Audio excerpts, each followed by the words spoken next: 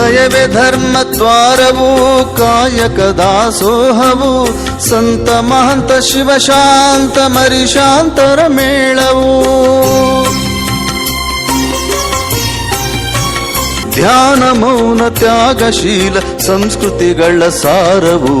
ಯಾತ್ರೋತ್ಸವ ನಮ್ಮ ಜಾತ್ರೋತ್ಸವ ಜಾತ್ರೋತ್ಸವ ನಮ್ಮ ಆತ್ಮೋತ್ಸವ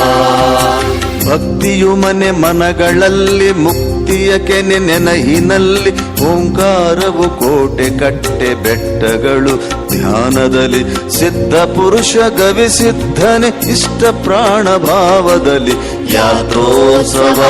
ನಮ್ಮ ಜಾತ್ರೋತ್ಸವ ಜಾತ್ರೋತ್ಸವ